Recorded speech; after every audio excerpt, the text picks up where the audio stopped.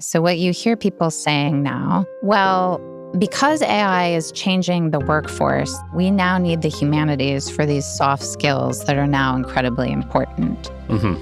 And I may have said that to myself, contemplating my own children's future. Yes. Yes, this is exactly the wrong case. Okay.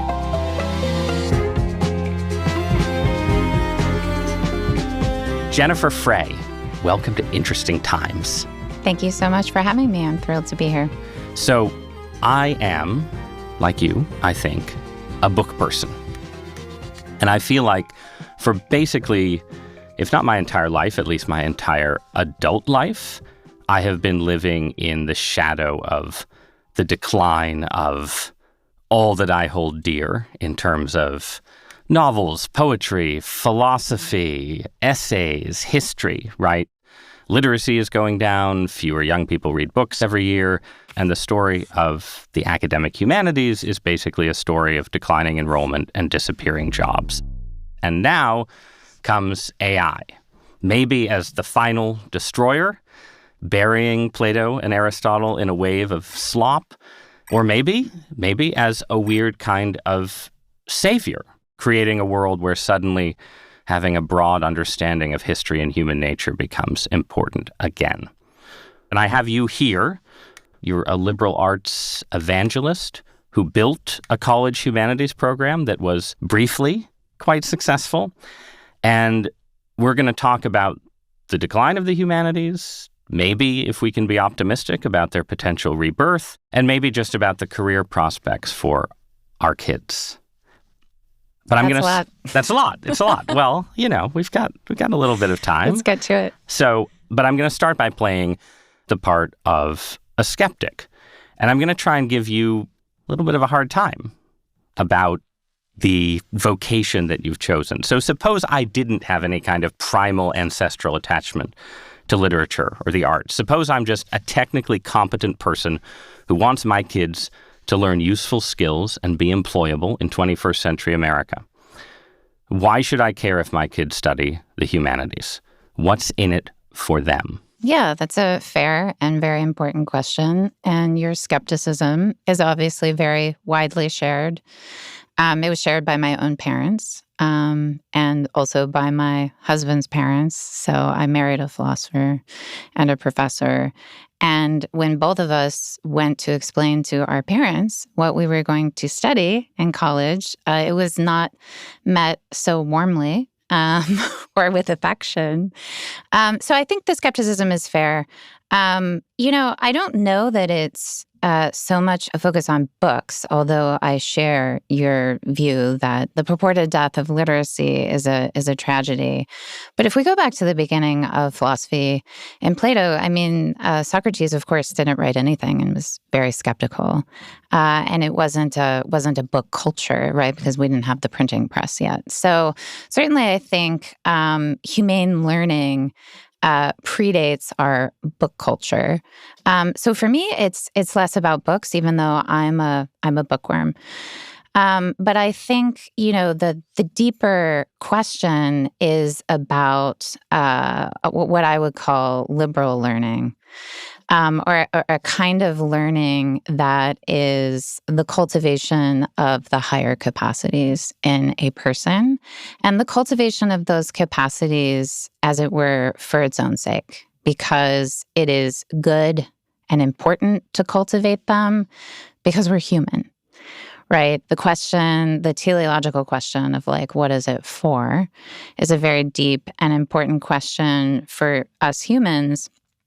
And so I think, my concern is that we have lost our ability to understand the intrinsic value of engaging in that sort of self-cultivation, right? The Greeks would call it paideia. The Germans would call it Bildung. I might just call it liberal education or liberal learning, but it's all the same sort of thing. It's about what is it to contribute to and live in a flourishing human society. Is this a moral understanding? Because there are people who will say, Germany in the early 20th century was one of the most cultured societies in human history in terms of its engagement with philosophy, literature, the arts, music. And yet none of that obviously prevented highly cultivated Germans from participating in atrocities. So where's the proof, I guess, that people who go through this process gain some kind of greater moral awareness? Well, I mean, I think the proof is always in the student, right? But you also have to recognize that there is an ineliminable element of human freedom in education. So when we talk about teaching and learning, right, the learning has to come from the student. And, a good teacher who has a good pedagogy is always going to be especially attuned to the student and what the student needs and how to draw out of the student the best that student can achieve. But you cannot, trust me, and any educator will tell you this, you cannot force the student. You can incentivize. We do that through grades and credentials. But ultimately, they have to want that sort of self-cultivation. Now, when you look at a culture, right, and you want to ask yourself, okay, well, like, how did we go from, Weimar Germany to Nazism? Obviously, education is going to be a part of that, but it's not in any way going to be the whole of it. But I don't buy the, Nazism as a proof that higher learning doesn't work. The point of fact is that the Nazis were very much against higher education in many ways and wanted to constrain and control it. They had some very specific ideas, let's say. What about the idea that this kind of learning has to defend the value of engagement for its own sake, like even if it doesn't make someone a better person? Like, would you say that there is an inherent value in being able to read and engage with Plato's Republic, or being able to listen to and experience, Handel or Bach or anyone else who's considered a great composer, that just is a thing unto itself? Absolutely. Right. So even if the person having that experience remains a bad person in their everyday interactions, they have still gained something valuable. Absolutely. Okay. Yes. I mean, we're all deeply imperfect, Ross, in a variety of ways. And I think the Nazism case is especially interesting. And here I'll just be maximally provocative because I think that it's true.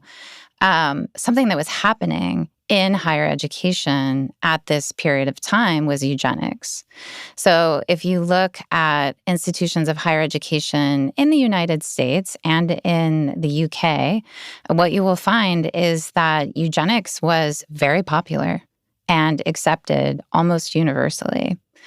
Now, I think that's a very dangerous ideology, but that ideology is coming out of our fanciest institutions. And of course, you can find it in Supreme Court cases and everything else. Now, that toxic ideology makes its way into Nazi ideology. The Nazis were not unique in having this eugenic worldview. And institutions of higher education were not somehow inoculated from that either. But then isn't there an argument, a critique of the humanities argument that says that intellectual mentality and the eugenic mentality could fit together pretty naturally? It's like, okay, to be human is to appreciate Bach and Plato, and only our smartest university students do that, so only they're fully human, and so on down the eugenicist argument. So Sure.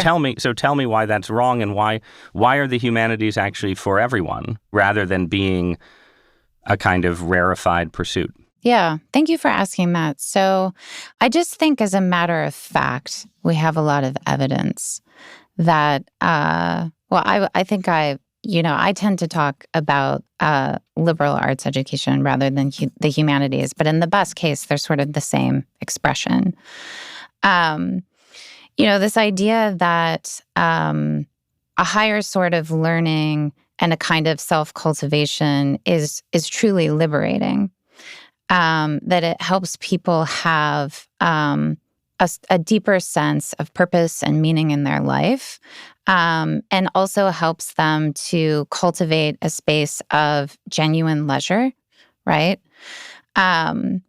That is something where there's a significant track record, whether we're talking about Frederick Douglass or Anna Julia Cooper or W.E.B. Du Bois, or whether we're talking about entire movements of the British working class, right? Like really taking control of their education by whatever means. We have this kind of great cloud of witnesses who can attest to the fact that this has completely transformed their lives, not just materially or not principally for material gains, but spiritually. Can you say a little bit more about the liberal arts and the British working class? Because Yeah. I think people are accustomed to the idea that, you can pluck a poor person or an enslaved person who, then turns out to be a genius of some kind, that sort of the individual talent exists. But it's really striking to read about the role that the liberal arts played in these large-scale working-class communities in the past. No, I mean, it's an absolutely fascinating history, and I don't know why people don't talk about it more. And not just in the British working class, but certainly there have also been similar movements in the United States. What you see, I think, really clearly is that this need that I'm talking about, the need for self-reflection, self-knowledge, understanding, cultivating the life of the mind. This is like a basic human need. And it really connects to me personally because I did not grow up in a home filled with books. I did not have intellectual parents. My father drove a forklift in a paper factory, and my mother was an elementary school teacher. But they were, good parents who took me to the library. I just started reading on my own. I think I was 4 or something, and I really loved it. And so they would sort of find ways to make that more available to me. And I had this incredibly robust interior life as a kid. I mean, just off the charts. But what about your parents? Do you think that your parents were missing something that had been denied them in their own childhoods that you were just fortunate to achieve? Certainly in my mother's case, she left the house at 16. She came from a not great home situation that she needed to get out of. And so I think there was a practical imperative for her to make money and get settled down and things like that. But it's also true that over time, my parents had 2 children who were pretty intellectual. My brother's also a philosophy PhD. Somehow, miraculously, my parents sent 2 intellectual Catholics into the world. And it's not like they were never reading. It's just that a lot of professors come from families of professors. I am not one of them. And so this kind of history, it connects to me because, my background is more working class. And my experience of kind of deepening my own interior life without having any sense that was like a project you engaged in. It was just something that I did. And that I later came to see as the most essential thing that I ever did. I think it's incredibly precious, and we should do all we can to try to incentivize and encourage and protect that. But doing all we can, at least at this moment, it seems to me, requires making some claims that Americans in the early 21st century are pretty uncomfortable making. About the idea that, just for instance, that an encounter with Shakespeare is better than an encounter with, YA fiction, or that an encounter with the Odyssey is better, however good it turns out to be, than an encounter with Christopher Nolan's adaptation of the Odyssey. Yeah. And the skeptic says, look, it's a free country. There's a marketplace of books and ideas, And back in the old days, when all you had was a Bible and Shakespeare, maybe people felt like they had to read those things, but now they, read they read what they want to read, and maybe it doesn't rise to your standards. But you have to make a case, right? Mm-hmm. To me, the Philistine skeptic, that Shakespeare is better than John Grisham. Is Shakespeare better than John Grisham? Yes. Why? I haven't read John Grisham since high school, though I have. I haven't read John Grisham in a while. I'm just plucking. I'm dating myself as a mid-40s person. That it's better. That Shakespeare is better. Give me a difference. What's one qualifying difference that lets us tell that we should be reading Hamlet before or distinct from reading The Firm or A Time to Kill? Because Hamlet, The Firm. Sorry, I actually read that. Taking us back to the 1990s. I also read a lot of trash, just FYI. Read like all of V.C. Andrews, for example. Anyway, so I would say that, let's just look at the language, first of all. Shakespeare's language is justly globally famous, right, as just a very high form of English. And what he's doing with language is to this day like so astonishing. It somehow never loses its power to surprise and sort of invite you to think about what language can do. I think the best writers do this. And also, Shakespeare really challenges you. And I enjoyed The Firm. Just to be clear, it was entertaining. But there's a difference between being amused and entertained, and I think really, experiencing maybe what we would call great art or high art. Because great art or high art, it really calls you, I think, to those transcendentals, right? Truth, beauty, and goodness. And it calls you to them in a way that asks you to ascend to something that is clearly like demanding and that takes sort of more deep modes of reflection. Right? If you're going to read like a Dan Brown novel, it's very difficult to imagine having sustained conversations about Dan Brown novels like over years.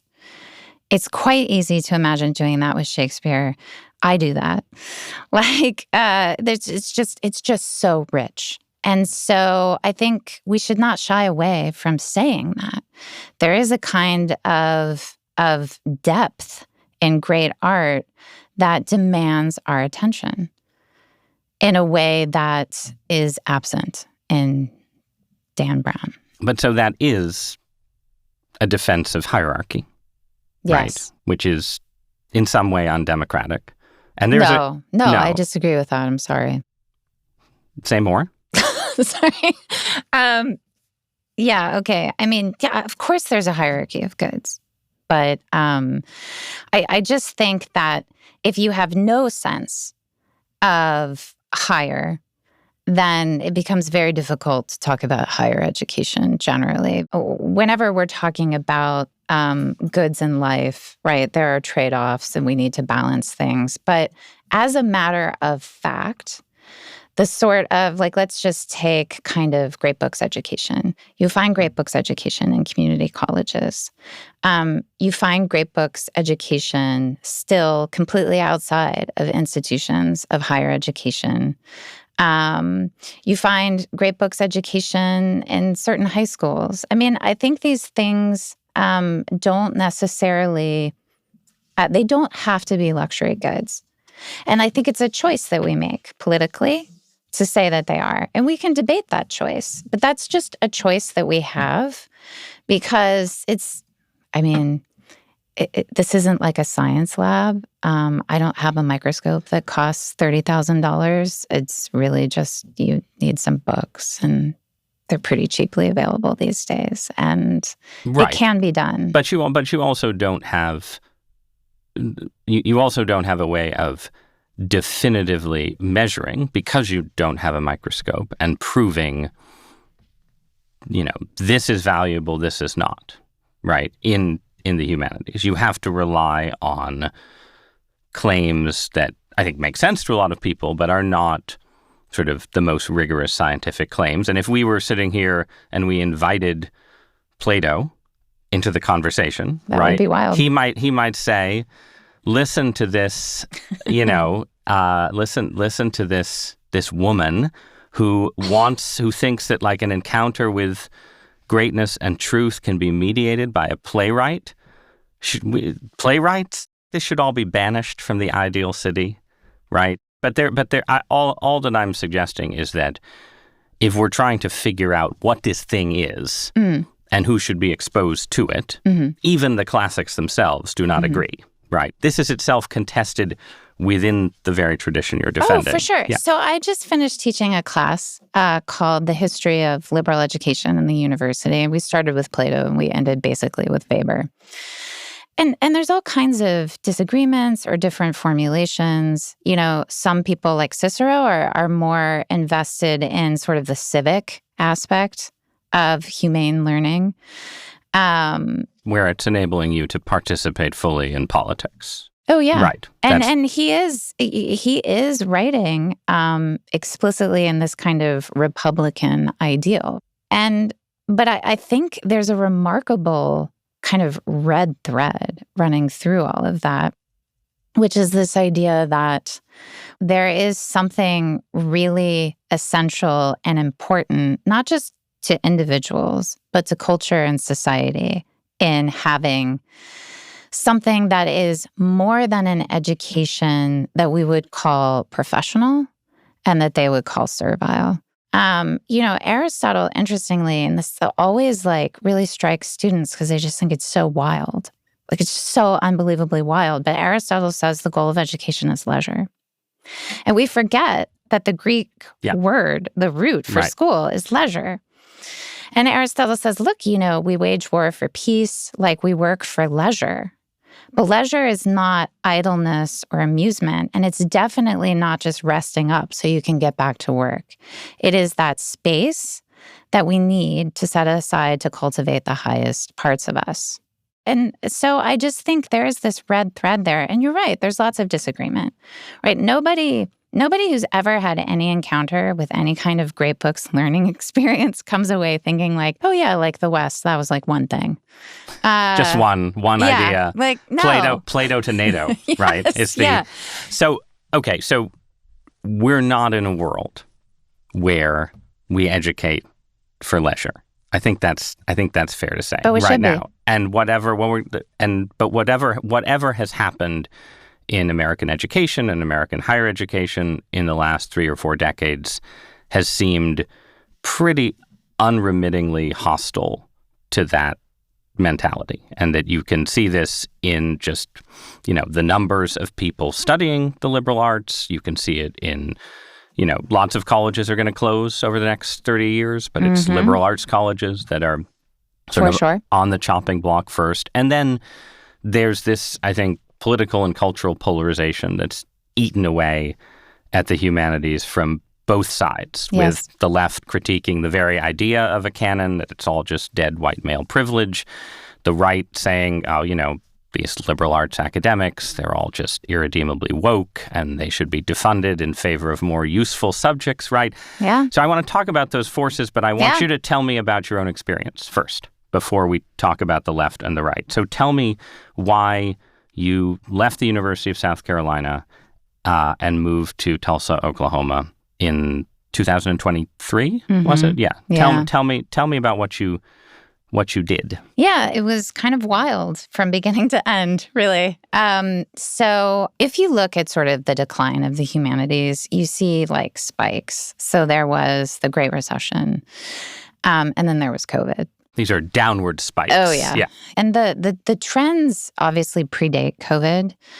At the University of Tulsa, for example, they had this initiative, which thankfully failed, but it was called True Commitment. And the idea was basically to take the College of Arts and Sciences and kind of consolidate it and make TU a sort of explicit trade school. And so the philosophy department was shuttered along with many other departments and programs. And, I was complaining loudly about all of these things. And at some point in 2021, I was dissing the University of Tulsa for true commitment. And I got this reply on Twitter. Actually, it was May 2021. I got this reply, and the reply said, "Hey, Jen, we're just not that bad." And I was like, "Who's that?" And it was the president of the University of Tulsa, which was slightly... So the magic of social media yes, in action. And I just sort of sheepishly said, did I say anything wrong? And he said, "No, it's not that you said something wrong." He was like, "But you should come visit us. We're not that bad." And so actually I did go visit them. Subsequently, I went and I gave a talk on the university and the liberal arts. And that university president said, "Oh, I want to start an honors college, like a mini St. John's. I want it to be great books. I want it to be..." St. John's, just for listeners who don't know, there's two colleges, one in Annapolis and one in Santa Fe, that are explicitly great books undergraduate programs. Yes, great books all the way. And I was like, "Oh, well, that's, yeah, you should totally do that. That would be amazing. I would definitely be cheering you on." And he was like, "Well, would you want to run it?" And I said, "Well, I'll think about it."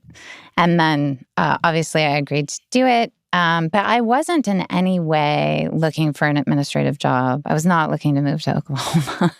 I was, recently tenured and very happy where I was and very invested in my own projects. But once I was given this, what I thought would surely be an unrepeatable opportunity to sort of put my ideas into practice, which as a philosopher is exciting, but also very dangerous. It's being good at thinking and doing. It's not necessarily the same skill.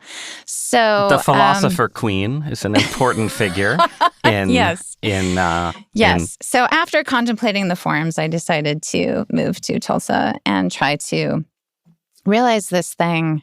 I thought it would work, but I really had no idea. I mean, it was kind of terrifying. But it did. It did work. It really attracted a lot of students and donors and foundations. And, we were just incredibly excited about everything that was happening. And I think... and just for background, Tulsa is a private university, right? It's not a state school. Right. It's sort of the private liberal arts school option. in Oklahoma, right? Yeah. And so how many students does Tulsa have? A little less than 3,000. I think it's undergrad. Yes. Okay. I think if you throw in grad students, it's more like 4,000. Okay. Mm-hmm. And so how many kids roughly did you end up enrolling in the honors college? So every year we were somewhere between 26 to 28% of incoming freshmen. Okay. Yeah. And just very quickly, what did the overall program look like? So you'd be signing up first and foremost for the core. So that's 4 semesters of great books. You can think from Homer to Hannah Arendt. So first seminar is the 3 ancient cities, Athens, Rome, Jerusalem. And, you read Plato and Aristotle and Greek tragedy and some Greek history, and then you do the same for the Romans. And then, of course, you read some of the Bible. And then you go into long Middle Ages, and that's basically Augustine to the Reformation. So we start with the Confessions, and we go all the way into, Luther and Calvin. And then your second year in the core, it's the birth of modernity. So there's where That's a big year. Yeah. A lot going on. Yeah. No, it's a fantastic course. So that's basically Machiavelli to Mary Shelley. And then the last sequence is 19th and 20th century, and that starts with de Tocqueville. And then actually it ends, the professor gets sort of a free choice about where it ends. So I always say Homer to Hannah Arendt, because I think Hannah Arendt is the last required reading. So like St. John's, it's a set curriculum, and that was very important. That everyone be reading the same books, because it was also a residential experience. And we didn't force you to live in the honors dorm, but most students wanted to. And so I think we had sort of 3 pillars. When I would address incoming freshmen as Dean of Honors, the first thing that I would remind them is that they are going to die. And that recognition of this was the first step towards wisdom. So strong mission and vision, right? So we are not here to prepare you for a job. We are here to prepare you for life and for being a human being. Secondly, community.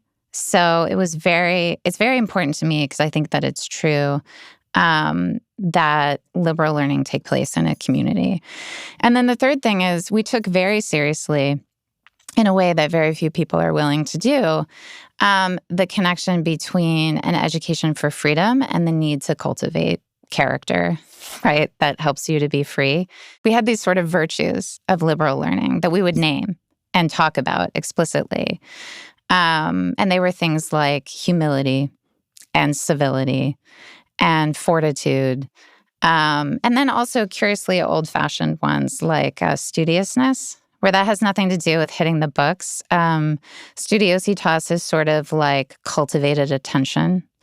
So sort of like training that desire to know so that it's focused on the good stuff as opposed to like looking at TikTok for 5 hours a day or, yeah. Hypothetically. I've never done that. Yes. Just say something about the kind of students that you got. This is a Plain State University. Like who is signing up for this program at Tulsa? We got students from all over the country, first and foremost, although obviously a healthy number from the states that circle around Oklahoma, so like Texas, Arkansas, Missouri, Kansas, Colorado, et cetera. And they were mostly STEM students. So you were not their major? No, absolutely not. So this was a program that they did parallel to their major? Yeah, I mean, I think this was like a sort of stroke of genius on the part of the president, who sort of saw an honors college as a really great way to recenter liberal learning within general education. Because the point is to give that general education, that liberal foundation upon which you can specialize. Which is, how the medieval university is structured. Everybody goes through the arts curriculum before they can study theology or medicine or canon law. Right, the real sciences. But most gen ed requirements in American higher education are not the most super rigorous things, right? So I'm just curious how students who were studying mechanical engineering balanced that pretty rigorous course of study with the kind of like intense communal, Socratic style that you were trying to build. Yeah, create. I mean, they loved it. I mean, is the short answer. They would always say things like, none of my other classes are like this, In a positive way, to be clear. Yes. I mean, just sort of like, you kind of never know what's going to happen in an honors class, which I think is part of the excitement. But there's a whole community of students outside the seminar who are reading the same texts. And so you have this shared basis of learning. But it's amazing to see the fruits that arise from that, because they just go back to the dorm and they're all kind of wondering, like, what was going on in Plato's Symposium, because it's a really strange text in so many ways. And, they would spontaneously put on their own symposium. I think the secret sauce in honors really wasn't the specific text that we chose. It was just sort of the community and the mission and the integration of those two things. And the fact that even though it was really hard, it was where their friends were, right? So if you look at the motto for honors, it was wisdom, virtue, friendship, which is like a very Aristotelian triad. But the friendship thing was really key because, for Aristotle, the context in which wisdom is sought and virtue is cultivated and exercised is friendship. So, you're obviously a biased observer. You clearly loved and appreciated the thing you put together. Yes. Not everyone loved and appreciated it, and it does not exist in the same way anymore. So what happened? So, I mean, that's an interesting and complicated story, and I've certainly talked about it elsewhere. But the short version is that the president who recruited me and hired me and his provost left. So there was a regime change. And pretty much as soon as a new provost was installed, I was just called in and said, you're out. And the honors would be restructured. And I obviously wanted to know why that would be the case. And I was just told that they needed to save money. I mean, eventually they just found other people to do it. So the program still exists. It still exists. You're not in charge of it. Correct. And just give me a theory of the case as to... I mean, it would be speculative. And so I hesitate to do that. Let's put it this way. I feel like I would like to pull some general lessons about why the challenges that the humanities face from your experience. Mm-hmm. It's possible that your experience doesn't offer those lessons, and it was just a matter of, you were, let's say, a favorite of an outgoing president, and a new regime didn't want to keep you around, and it was all sort of just that kind of campus politics or faculty politics. Mm-hmm. Or it's possible that this experience tells us something about why it's hard to build and sustain the humanities on college campuses. So I think it's probably the second to some degree. I do. I agree as well. With the caveat that obviously, it's speculative on my part. Because I was given really zero indication of what was really behind it. And I've not been privy to those conversations myself. But with that caveat, I would say that we can learn a few things. One is that student interest and demand simply does not matter. And it's important to see that because I wrote an op-ed for the New York Times. For the New York Times. People can read it. Yep. And my op-ed just basically said, hey, there's this standard story that students can't do this and they don't want to do it. And I'm here to tell you that I think that story is false. And I think we should talk about the fact that it can be the case that students want to do this, even though it's hard and very challenging, and it's totally voluntary. They don't have to do this. And it can still be disinvested. I mean, so one clear implication was that, our budget was reduced by 92%. Upon my leaving. And the faculty that I have hired are gone. Okay. In fact, literally everyone I hired is gone. So it's like there has to be some, ideological reason not to do it? What is the reason not to do it if students are interested in it? That's the million-dollar question. But we need theories as to why. You don't have to just be totally specific about Tulsa, but I would like you to generalize a little bit, based on your experience, about the kind of headwinds, and I mean political headwinds especially, that a project like yours faces. So I'll give you two theories, and ask. Well, I guess I'll try and ask you to react to both of them, right? Sure. So here's one theory: would be that fundamentally the academy has adopted a kind of left-wing perspective on the humanities that basically says greatness, everything that we were talking about in the beginning of this conversation is just sort of a political construct associated with, white male Western hegemony, and that the point of the humanities,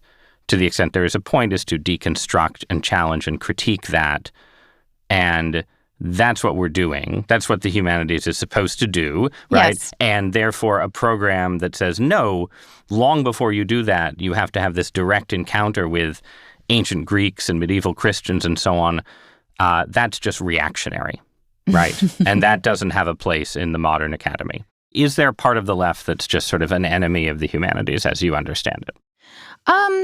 Okay, so I think that There are definitely people within humanistic disciplines that understand what they do very explicitly as a political project. And it is a kind of radical left-wing sort of thing. It's just a fact. No one can deny it. And so do those people love great books? Typically, no. And so that's like a real thing. I think, though, an actually bigger problem is the over-professionalization and hyper-specialization of the humanities. So the biggest resistance that I found wasn't necessarily ideological, although that existed, but it was this idea that you would teach us at syllabus. It was just like, no, I don't do that. And so part of that was, that's just not my expertise, right? I teach from a place of expertise. And great books is like the opposite of that. Am I a classicist? No. Can I teach Homer? Yes. Because the point isn't to create scholarship on Homer. That's not why we're there. If you wanted to do that, you should definitely major in classics, where you will be trained to create scholarship. But we are there to have an encounter with that text in a way that is more than just a book club sort of thing. It's serious, but its goal is not sort of what Weber would call Wissenschaft, right? Its goal is what is a Wissenschaft? Please. Scholarship. Yes, thank you. So there was that sort of resistance, right? Like, I'm a literature scholar. I can't teach philosophy or history, and like, it's just not my thing. And also, I'm a literature scholar, and I have a very narrow ambit in literature where I'm here. For sure. I'm here to teach. For sure. Victorian fictions in a, anti-imperial or late imperial, Yes. I'm in a very narrow frame of what teaching literature means. Yes, right. Exactly. And so that is something that I want us to have a conversation about, is sort of the way that specialization, and really it's a conversation about the way the institutional structure of the research university has disadvantaged the humanities in particular. Because if scientific expertise is the gold standard of knowledge, which I think you can make a very strong case that that is the gold standard within the academy, the humanities really lose out, right? Because we're forced into a mold that maybe isn't the best for our flourishing. And so I think that's part of it. Yes, the hyperpolarization of all of our institutions has hurt the humanities, but it's also obviously hurt the university generally. If you look at statistics of trust in institutions of higher education, they're catastrophically low. I think it is simply a fact that one thing that has contributed to the loss of social trust is the very strong perception that our institutions have been ideologically captured. And so we need to reflect in a serious way, in a way that Yale, for example, is currently reflecting. I think the Yale report is a significant and interesting and an important document. I think most of its recommendations are good ones that need to be made. So I'm very happy to talk about higher education reform, but I think it needs to be done in ways that really kind of strive for the common good, and less just about owning your enemies or dominating your enemies or winning the culture wars. That's not going to save the humanities. It's going to just be another nail in the coffin. Let's just talk about a different kind of ideological pressure, though, from the right. Sure. It seems that there's a way in which the right in America and American culture has sort of two faces when it comes to the humanities. There's the face that wants to be in the business of defending and saving what you're doing against both sort of woke academia and hyper-professionalization, right? Like there's a side of conservatism that just people I've been in rooms with and spent years knowing and talking to that just nods along with everything that you say. Then there's also a really important side of conservatism that is just is totally bought into a sort of professional model of education that is skeptical of anything that seems like useless degrees, right? Yes. The stereotype of the, the reckless graduate student who got the degree in puppetry and wants Joe Biden to bail them out, right? It's a very powerful. Yes. It's very powerful Yes. on the American right. So Yes. I'm curious how that, like, you were in a red state, you were at a For a long school, time, red states. probably with an unusual number of Republican donors relative to other liberal arts schools. Like, which side of conservatism is more powerful? Is conservatism a friend of the liberal arts or an enemy? I mean, what an interesting question. Yeah, it's a small question. I think I don't need to tell you that, conservatives are at war with one another about what conservatism really is right now. So I've heard that. That also affects, conservatism in education in all of its forms. But I also think that there are disagreements about how to achieve higher education reform. But, to your specific question about utility versus leisure. Yeah, that's question one. How much utilitarian hostility do you feel like you get from people on the right? I would say that you find this on the left and the right. So let us remember that it was the Obama administration that rolled out the scorecard of majors. So this is really this kind of utilitarian push is, I believe, bipartisan. Now, what you do see right now is red states like Utah and Indiana and Ohio and Texas passing legislation that disinvests or shuts down departments that don't have sufficient enrollment. And, that has definitely hurt some, quite a few humanities departments, but it's also brought down physics and math.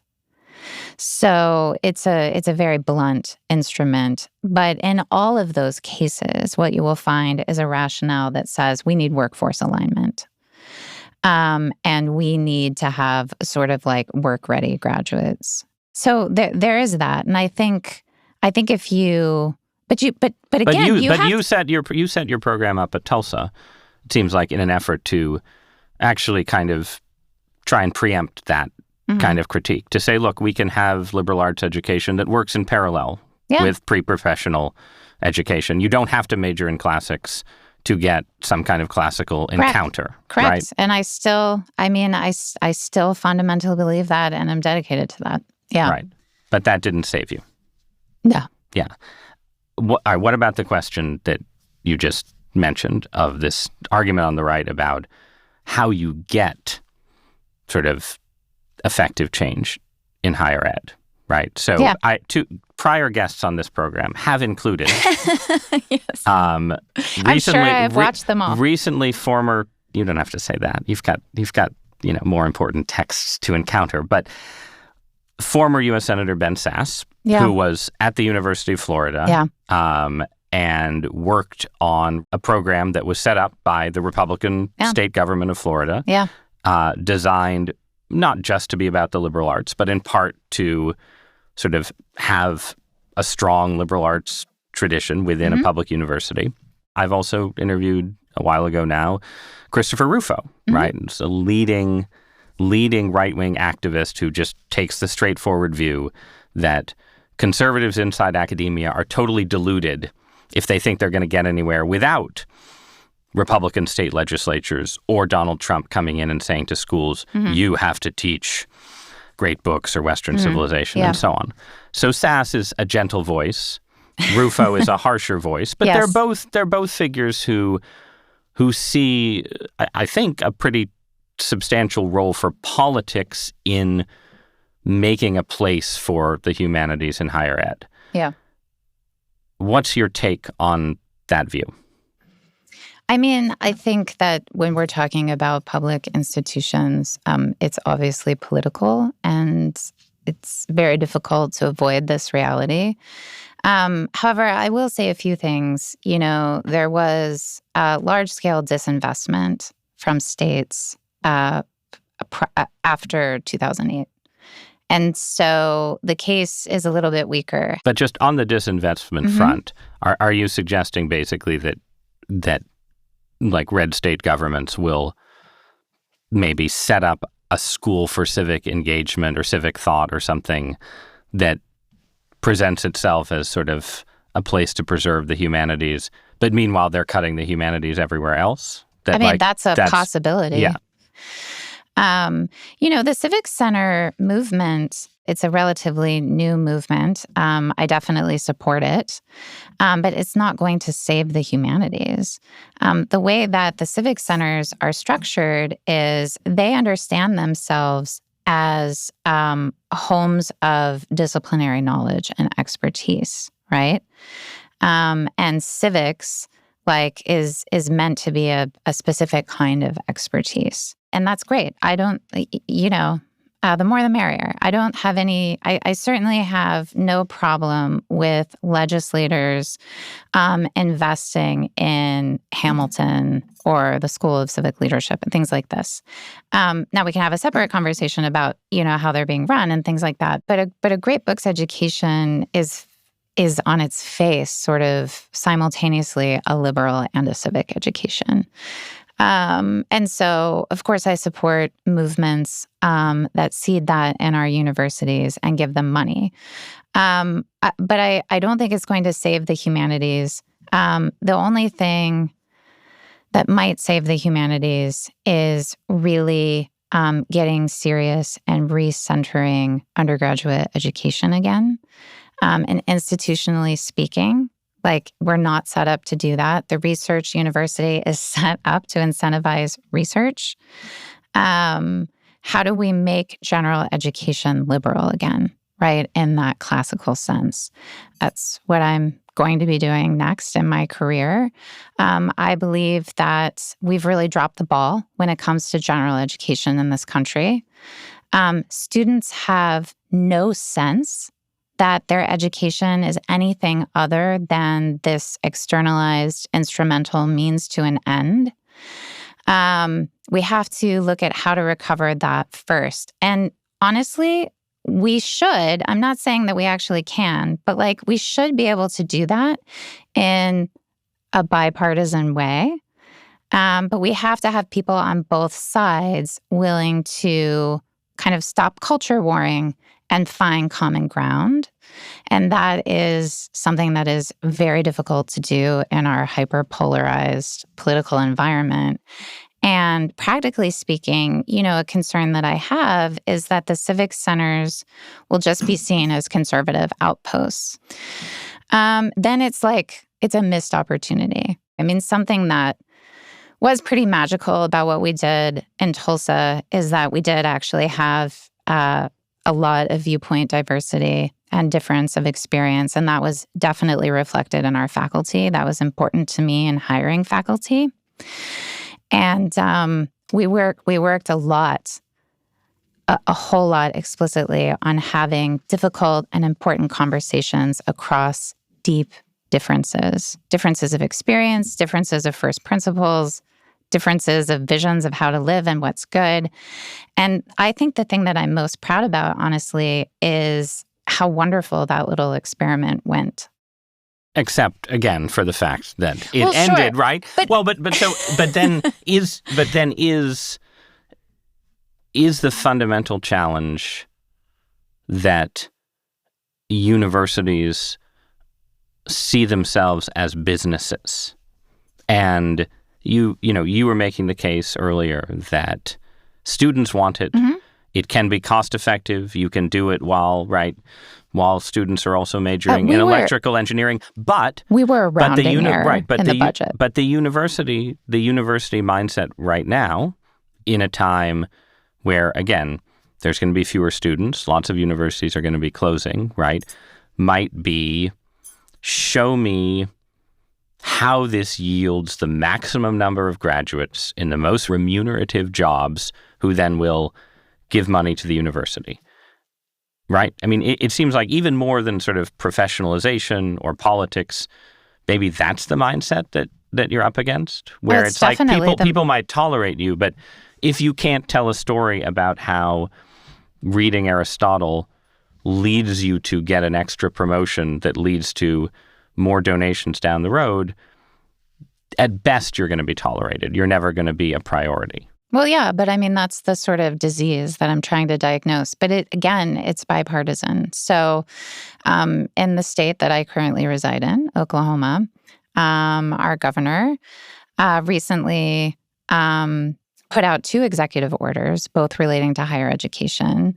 One of them sort of effectively ends tenure at public institutions, except for OU and OSU. But the other one says that all academic review needs to be done in terms of workforce readiness. Like, we'll look at wages earned and things like this, and we'll do academic review on that basis. So that's just going to be something that's mandated. But the other interesting aspect of the executive order is that it asks the state's Board of Regents to investigate a 90 credit hour degree.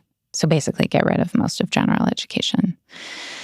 And I mean, so you get a degree that's purely training, workforce training. Yeah, just get rid of all of that other stuff, which is nonsense. And so, yeah, and it puts me in an interesting position because I myself am critical of general education. I think that we've dropped the ball, we've failed there. But I would ask people to reform that rather than get rid of it. Yeah, last question. Yes. Small question. Sure. What does AI do to any of this? Yeah. AI. I don't know. I go back and forth about AI and thinking that, it's the apocalypse, and then also noticing that, it can't even do an index of my book. So, I think I'll worry more about AI when it can index my book. But but I will say, I think that AI is obviously going to change every single institution in this country, including obviously institutions of higher education. And it will do things to the labor market that I think are going to be pretty wild. I mean, there's a huge sign outside the Times building that says, "Stop hiring humans." You see it, right, when you come out of the I'm sure you've noticed. I've noticed. There's also the Jude Law. There's a billboard that is using Jude Law to sell legal AI. Yes. Like that's the one for some reason that sticks in my mind. But stop hiring humans. Yeah, stop hiring humans. Now, why stop hiring humans? Well, the obvious reason is because to err is human, right? We make mistakes. And obviously AI makes mistakes too. But I think that the problem of sort of labor displacement leads people to make the wrong case for the humanities in an age of AI. So what you hear people saying now, and these are tech industry leaders, but they're also deans at prominent schools that say, well, because AI is changing the workforce in such and such a way, we now need the humanities for these soft skills that are now incredibly important. Mm-hmm. And I may have said that to myself, contemplating my own children's future. Yes. Yes, this is exactly the wrong case to make for the humanities because it denatures and destroys the thing that it's supposed to be promoting, right? If again, liberal arts education, humanities education is just workforce training, you're not actually going to be able to fully benefit from the thing that you've instrumentalized.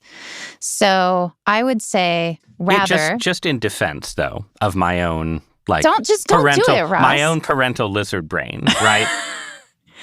The work is a real part of human affairs, right? It's not some area where you cease to be human when you're at your job or relating to your coworkers or handling your producers who may be concerned that an interview has gone on too long, hypothetically, right? Yes. It is a zone of real and important human interaction. And if you say one thing that the humanities do is prepare you to exist in a corporate environment, at a technology company, at a startup, at the New York Times, you aren't saying something that's completely different from Cicero saying the humanities prepare you to be a Roman citizen, right? I'm just saying there's a form of the humanities prepare you to work that I think is compatible with your understanding of the humanities. Well, I mean, what I would rather say, let me circle back to that in a minute, but what I would rather say is that AI is good for the humanities because it clarifies in in a especially forceful way what is at stake if we stop being invested in this project of cultivating our own humanity and we give ourselves over to the robots and the machines, right? Because what the machines can't really do well, and that quite frankly, I think we don't want them to do well, is to think about what our ends and our goals are. Like, we don't want them to define for us, right, what we're aiming for. And the humanities, when done well, right, real humane learning is an investigation into what the goal of human society is. And so I think that what AI really clarifies is the absolutely fundamental existential cultural need for humane learning. And because it makes it so clear that if we give up our thinking to machines, what will be left, right? We will just be a bundle of desires, right, that are coming from outside. And we will be a kind of slave to them. We will not really, in any meaningful sense, be free. I don't care what the political system is. If you haven't done that work of deep, humane reflection and self-cultivation, you are not really engaged in that project of becoming a person. And so when I talk to students about using AI in the class, I don't talk about how I'm going to punish them because, one, it's like impossible to prove. And two, like, I'm not actually interested in punishing them. What I remind them of in very clear terms is that if they outsource their thinking, they're simply outsourcing their own humanity. And like, you can do that, but I think you'll regret it. Because now is the time given to you to really invest. And God help us, robots are taking over in areas that, you know, we might want to really question whether they should take over, even if it does mean accepting more error. If we can't think about our own humanity, I just think we're so on the road to dystopia and a result that none of us is going to like or appreciate. And I think that artificial intelligence just makes that very clear. And in that respect, I'm grateful for it. I don't think there could be a better place to end. So, Jennifer Frey, thank you so much for joining me. Yeah, thanks for having me.